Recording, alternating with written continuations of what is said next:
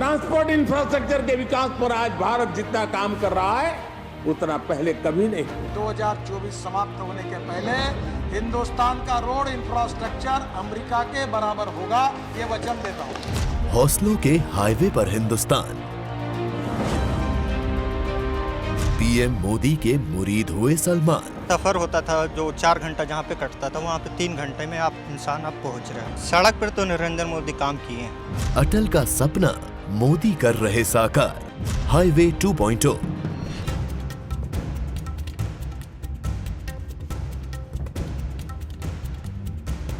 नमस्कार, मैं हूं अदिति नागर। इंडिया स्टोरी में आप सभी का स्वागत। इंडिया स्टोरी में आज शुरुआत करेंगे एक सवाल के साथ। सवाल बड़ा साफ है, बड़ा सीधा है। हमारे लिए सड़कें क्या हैं? अपन क्या कहेंगे? सड़कें हमारे लिए एक जगह से दूसरी जगह जाने का जरिया है। कोई सड़क से बाजार जाता है, कोई अपने काम पर जाता है, कोई रिश्तेदारी में जाता है, कोई घर जाता है, कोई अपने सपनों को जीने के लिए सड़क के रास्ते निकल पड़ता है।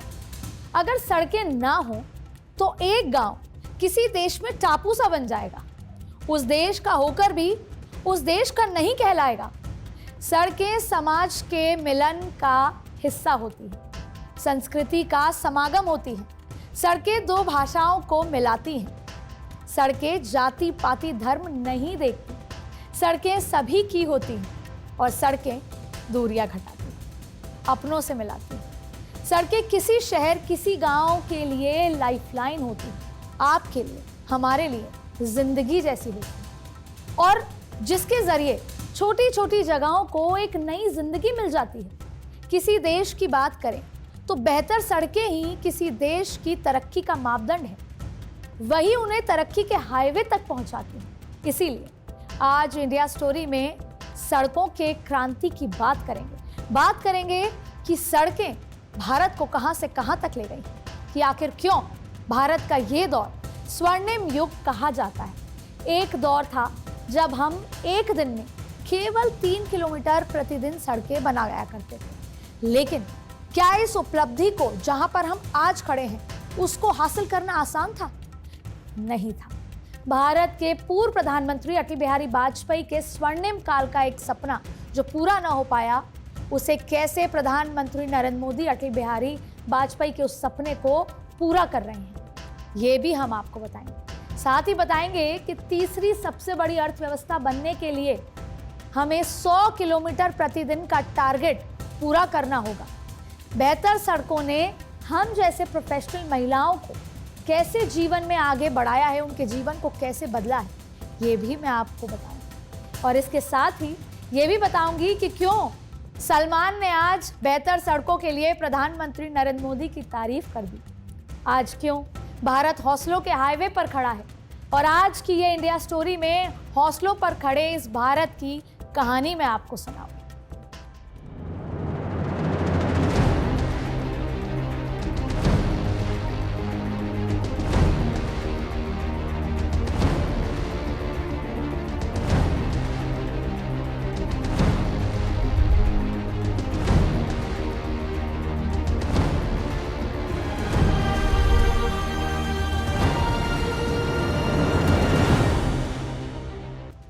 आज की सड़कें आज़ादी से पहले बनी सड़कों से बिल्कुल आज़ाद दिखती हैं और ये बदलाव हम सबके जीवन में आता है, आपके जीवन में, मेरे जीवन में। और सड़क नेटवर्क में आए इस बदलाव को देखने के लिए स्टूडियो नहीं, सड़क पर ही जाने की ज़रूरत थी। और इसीलिए इसको पूरा करने के लिए मैं खुद सड़क पर उतरी और एक रिपोर्ट आपके लिए तैयार की, उसे देख लीजिए।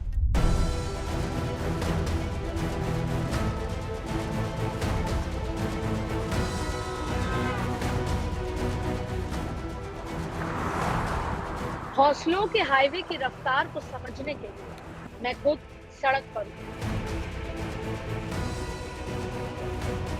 भारत 24 की टीम दिल्ली मुंबई एक्सप्रेसवे पर पहुंची। इंडिया स्टोरी की टीम पहुंची है ग्राउंड जीरो पर, क्योंकि आज इंडिया स्टोरी में हम बात कर रहे हैं हाईवे इंफ्रास्ट्रक्चर और भारत की तरक्की की। इसलिए हम ग्राउंड जीरो पर आपको लेकर आए हैं कि कैसे हाईवे इंफ्रास्ट्रक्चर, बड़े हाईवे बनने से कैसे लोगों के जीवन में बदलाव आया है। आपको बता दें कि ये दिल्ली मुंबई एक्सप्रेसवे 1386 किलोमीटर लंबा अब तक का सबसे बड़ा एक्सप्रेसवे है। और उससे बड़ी बात कि अक्सर जब आप मुंबई जाते थे, यानी कि दिल्ली कैपिटल से, देश की राजधानी दिल्ली से लेकर आप फाइनेंशियल कैपिटल महाराष्ट्र में मुंबई में जब पहुंचते थे तो लगभग ट्रेन की जर्नी 22 घंटे की होती थी, और अगर आप सड़क से जाएंगे तो 25 घंटे का सफ़र आपको तय करना होता था। अक्सर ये आसान नहीं होता कि आप हर हफ्ते, जो लोग बिजनेस में हैं वो फ्लाइट्स ले सकें, तो ट्रेन या सड़क ही उपाय होता है। ऐसे में अब इस एक्सप्रेसवे के बनने के बाद केवल 12 घंटे में आप इस सड़क मार्ग से दिल्ली से मुंबई पहुंच सकते हैं। तो अब इस एक्सप्रेसवे के बनने के बाद मेरे जीवन में क्या बदलाव हुआ है उसकी कहानी मैं आपसे साझा करना चाहती हूँ। ये एक्सप्रेसवे दौसा होते हुए जयपुर भी जाता है। अजमेर से लेकर, चित्तौड़ से लेकर मध्य प्रदेश के भी कई राज्यों को यहाँ पर ये कवर करता है। अब मुझे हर हफ्ते जयपुर जाना होता है मेरे काम के सिलसिले में, और जब मैं NH8 से, जो पिछले 10 सालों से जयपुर जब ट्रैवल कर रही होती थी, तो मुझे जाने में 5.5 घंटे लगते थे, और आने की बात तो भूल जाइए, क्योंकि अगर शाम को आना है तो उसमें आप 1 से 1.5 घंटा, 2 घंटा मान लीजिए। और अगर आप शनिवार या रविवार को जयपुर से लौट रहे हैं तो फिर समय डिपेंड करता है कि कितने ट्रक आपको मिलेंगे, या क्योंकि काफ़ी सारे लोग जयपुर से दिल्ली, दिल्ली से जयपुर करते हैं, तो डिपेंड करता है वीकेंड पे क्या स्थिति है। यानी कि 5.5 घंटा तो मिनिमम है ही। ट्रैफिक के लिहाज से, सड़क क्योंकि गड्ढों के लिहाज से वो 8 घंटे भी हो सकता था। और अब पिछले 2 महीने से मैं सड़क का इस्तेमाल करती हूँ, और जैसे ही मैं इस एक्सप्रेसवे पे चढ़ती हूँ और जयपुर पहुँचने का समय केवल 3 घंटे का है। यहाँ हमारी मुलाकात ट्रक ड्राइवर सलमान से भी हुई। सलमान बीते 8 सालों से ट्रक चला रहे हैं। बदलते भारत की बदलती तस्वीर को दिखाते हुए सलमान ने प्रधानमंत्री नरेंद्र मोदी के लिए क्या कुछ कहा, आप भी सुनिए। मैंने आपसे कहा था कि मैं सिर्फ आपको बताती नहीं रहूंगी, मैं आपसे पूछूंगी, मैं जानूंगी कि आपके जीवन में कितना बदलाव आया है, आप क्या सोचते हैं। आज हाईवे की स्टोरी में हम स्टेक होल्डर से बात करेंगे, उन लोगों से जो खुद शायद अपने 24 घंटे में से 12 से 15 घंटे इन सड़कों पर बिताते हैं। हम ज़रूर आपको आंकड़े बता रहे हैं, हम तमाम तस्वीरें दिखा रहे हैं, लेकिन क्या वाकई कुछ बदला है, हम बात करेंगे। हमारे साथ सलमान भाई हैं। सलमान भाई, कब से आप ट्रक चला रहे हैं? जी मैडम, 8 साल से चला रहे हैं। 8 साल से आप ट्रक चला रहे हैं। उससे पहले क्या करते थे आप? उससे पहले तो पढ़ाई करते थे मैडम। पढ़ाई करते थे। सलमान भाई, 8 साल में जब आपने ट्रक चलाना शुरू किया था और अब 8 साल बाद, इस 8 साल में आपको क्या लगा, सड़कों की स्थिति कैसी है? पहले से तो बेहतर हुई सड़क की स्थिति मैडम। कितनी बेहतर मानते हैं? अभी तो 90% बेहतर हुआ है, अभी 10% अभी और बेहतर, अभी और बाकी है। यानी कि आप ये कह रहे हैं कि जब आपने शुरू किया था और अब कुछ सुधार, अच्छा सुधार आपको सड़कों पर, हाईवेज पर देखने को मिला है? जी जी। क्या आपके हिसाब से क्या बदलाव आया है? बदलाव मैडम यही, पहले सिंगल रोड था, कहीं पे 4 लेन हुआ है, कहीं पे 6 लेन हुआ है, कहीं पे एक्सप्रेस हाईवे बना है। तो सलमान भाई, 6 लेन होने का क्या मतलब होता है एक ड्राइवर के जीवन में? अगर वो रोज़ किसी इलाके में कम्यूट कर रहा है, जा रहा है, आ रहा है उस हाईवे पे, और आपको लगे कि वो 6 लेन हो गया, तो क्या फ़ायदा आप लोगों को लगता है? फ़ायदा ये, ट्रैफिक थोड़ा कम मिलता है। पहले से जो रोड का सफ़र होता था, जो 4 घंटा जहाँ पे कटता था, वहाँ पे 3 घंटे में इंसान पहुँच रहा है। अच्छा, तो आप एक तो सड़कों पे कम समय बिता रहे हैं, तो क्या थोड़ा नींद में इजाफा हुआ, सो पाते हैं चैन से? 1 घंटा एक्स्ट्रा मिल रहा, तो उसके लिए तो 1 घंटा आराम कर सकते हैं। आराम कर सकते हैं। परिवार के साथ रहते हैं? नहीं, यहाँ तो परिवार के साथ नहीं है। पर परिवार को टाइम मिलता है? जी, उधर अपने साइड में जाते हैं तो उधर टाइम मिल जाता है। इसके अलावा और कोई फ़ायदा आपकी आमदनी में, डीजल पेट्रोल किसी तरह का कोई फ़ायदा? डीजल में प्रभाव तो पड़ता है मैडम, जहाँ पे ट्रैफिक कम रहता है वहाँ पे तो डीजल का प्रभाव पड़ता है। प्रभाव पड़ता है।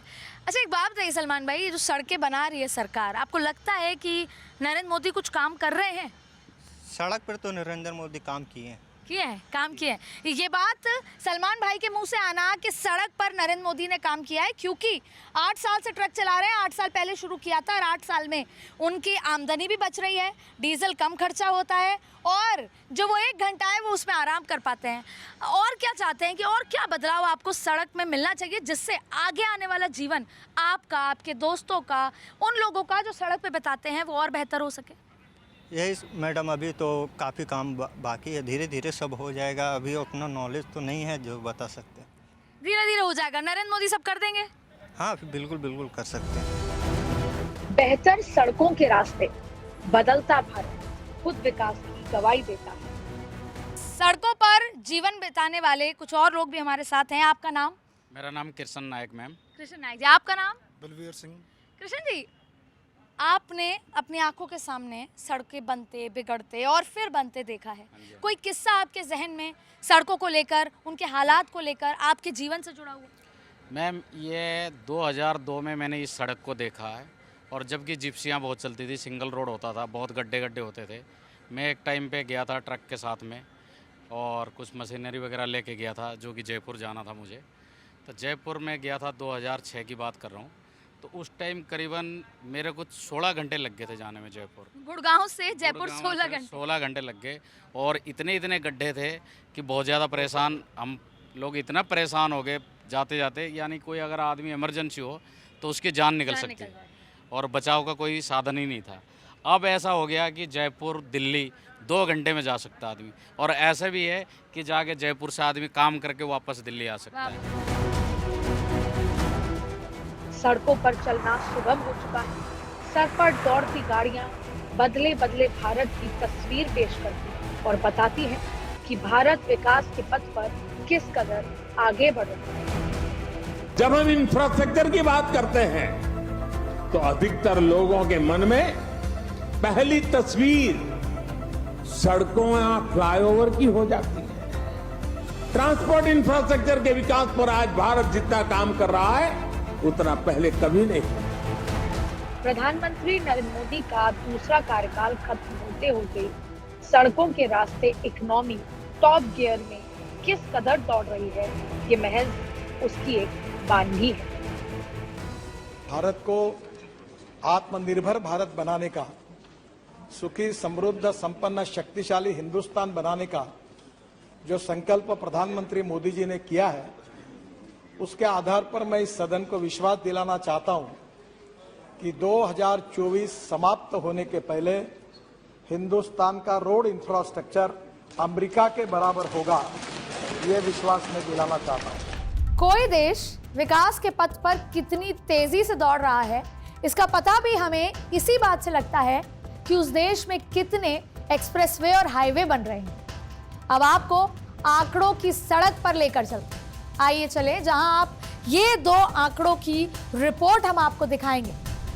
तो अब देखिए, आजादी से पहले यहां 21,378 किलोमीटर की सड़कें थी, वहीं आज 1,61,350 किलोमीटर के नेशनल हाईवे। फर्क समझ रहे हैं आप कि हम कहां थे और हम इस सड़कों के नेटवर्क में धीरे धीरे कहां पहुंच रहे हैं। सड़कों पर बिछते विकास के इस डामर को समझने के लिए बीते 1 दशक में चलते हैं। क्यों? क्योंकि 1 दशक में बहुत कुछ बदल जाता है। 1 दशक में देश की तस्वीर बदल जाती है। 1 दशक में हमारे शहर, हमारे गांव बदल जाते हैं, और 1 दशक में हमारे बाजार, 1 दशक में आसपास के माहौल, तो 1 दशक में देश की सूरत बदल जाती है। वहीं अगर जमीन से विकास को नापने के पैमाने की बात करें तो मतलब हम सड़कों के जाल की बात करें, बीते 1 दशक में भारत में हाईवे रेवोल्यूशन आया है।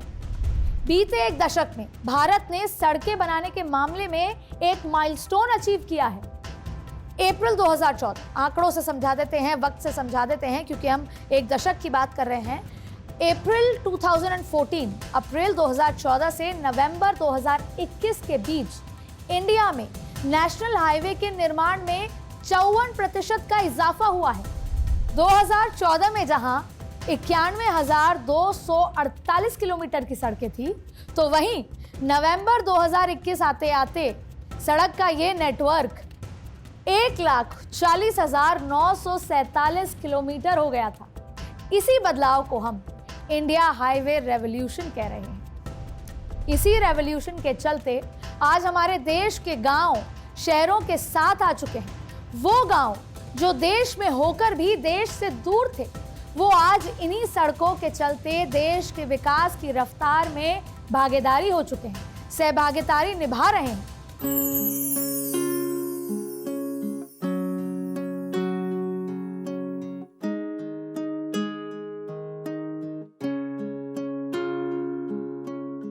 छोटे बड़े गांव, छोटे बड़े शहरों से बनता है भारत। इस भारत को जोड़कर रखती है सड़कें।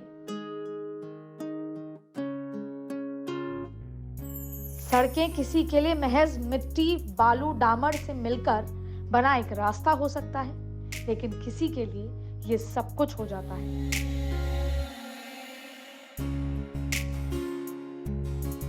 सड़कें हमको जोड़ती हैं, व्यापार को बूस्ट देती हैं। सड़कें विकास की कहानी लिखती हैं। कुछ उदाहरणों के रास्ते सड़क क्रांति को महसूस करें तो ये जम्मू कश्मीर है, जो देश का ताज है, जहां विकास की नई इबारत लिखी जा रही है। हमारा जो रोड का मसला था वो हल हो गया है। इसके लिए हमारे पास मतलब अल्फाज ही नहीं है कि मैं बयान कर सकूं। और ये है बिहार का बस्तर का इलाका, जो सदियों से बड़े शहरों से दूर था। आज यहाँ के अब्बू झमाड़ क्षेत्र में लोगों में भी अच्छी जिंदगी जीने की आस जग चुकी है।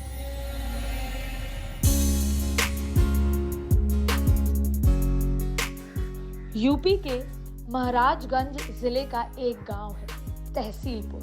यहाँ के लोग भी आज तक एक सड़क के लिए तरस रहे थे। आज इनके गांव तक सड़क पहुंची है, इनके गांव तक विकास पहुंचा है। देश के अंदर अब तक दूर रहे कई गांवों को शहर से, तो वहीं कई बड़े शहरों की दूरी को कम करने का काम चल रहा है। इसी को हाईवे क्रांति का नाम दिया जा रहा है।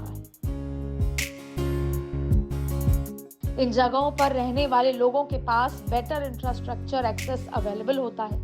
अगर आपके आसपास कनेक्टिविटी की समस्या है, आपके पास रेलवे स्टेशन और एयरपोर्ट पर पहुंचने के लिए रास्ता नहीं है, तो इसका सीधा सीधा असर लोगों की क्वालिटी ऑफ लाइफ और प्रोडक्टिविटी पर पड़ता है। बेहतर सड़कें क्षेत्र में विकास की दर को बढ़ाने का काम करती हैं और आगे बढ़ता भारत ही नया भारत कहलाता है।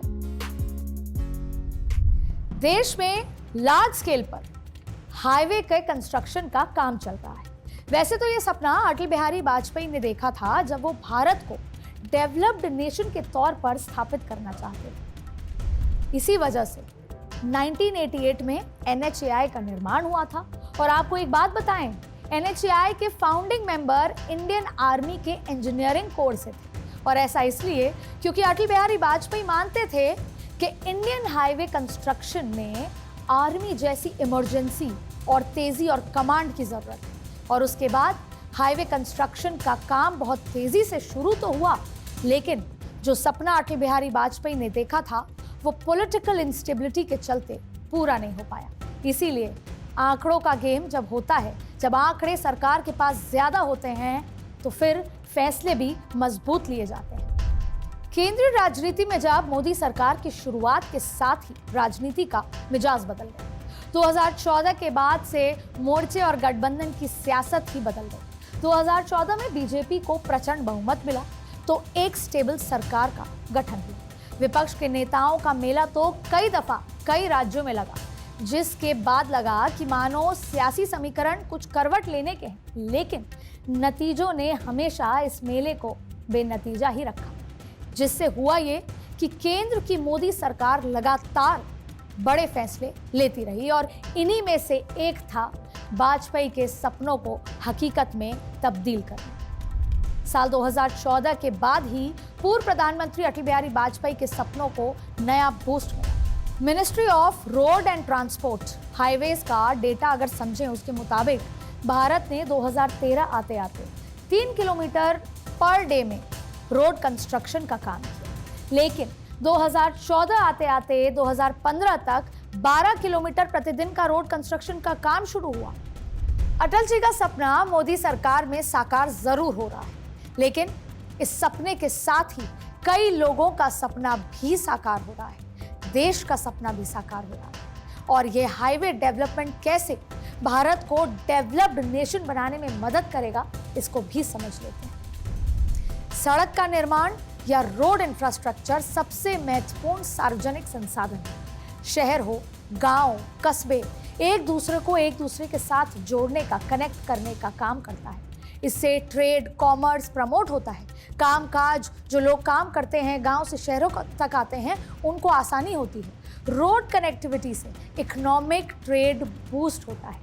जैसे कि स्टील की बात करें, cement, auto industry, real estate में खासा बेनिफिट देखने को मिल रहा है। आने वाले समय में भी यही इंफ्रास्ट्रक्चर इंडिया की इकोनॉमिक ग्रोथ में मदद करेगा। जमीन से जन्म लेते विकास के इस डामर से देश के युवाओं को भी फायदा मिल रहा है। देश में बनती सड़कें युवाओं के लिए रोजगार का अवसर प्रदान कर रही हैं और इस हाईवे रेवोल्यूशन का एम्प्लॉयमेंट सेक्टर में पॉजिटिव बूस्ट इम्पैक्ट देखने को मिल रहा है। और आने वाले समय में यही रफ्तार रही तो भारत का एम्प्लॉयमेंट सेक्टर और तेजी से आगे बढ़ता नजर आएगा। सड़कों के रास्ते विश्व गुरु बनने की ओर अग्रसर भारत में हाईवे क्रांति एक नया अध्याय होगा, जो भारत को विकास के पथ पर रफ्तार देने का काम कर रहा है। आज देश में दूर दराज के गांव, जो कल तक भारत में होते हुए भी भारत के साथ नहीं थे, अब वो भारत के साथ आगे बढ़ते नजर आ रहे हैं। आज देश के दूर दराज के गांव, जो कल तक भारत में होते हुए भी भारत के साथ आगे ना बढ़ पाने की मजबूरी में जी रहे थे, वो सड़कों के आ जाने से भारत के साथ आगे बढ़ रहे हैं। मौजूदा समय में भारत में जो विकास देखने को मिल रहा है, उसका भी बड़ा कारण हाईवे निर्माण ही है। ऐसे में आने वाला समय में जिस ग्रोथ का विजन इंडिया देख रहा है, वो पूरा होता दिखाई दे रहा है और सरकार जिस युद्ध स्तर पर काम कर रही है, उससे ये कहानी लाजमी होती हुई नजर आ रही है। ये हाईवे रेवोल्यूशन इंडिया इकोनॉमी के लिए गेम चेंजर साबित होगा। आज इस शो में फिलहाल इतना ही, लेकिन इस मुद्दे पर आपकी क्या राय है, ये मुझे जरूर बताइएगा, क्योंकि ये शो सिर्फ अदिति का नहीं, ये शो आपका है। भारत के 140 करोड़ लोगों का शो है, एक संवाद है, एक अवसर है भारत की तरक्की को तराशने का, उस पर बात करने का, उसको आगे ले जाने का। आज इस शो में इतना ही। अपना ख्याल रखिएगा। शुक्रिया।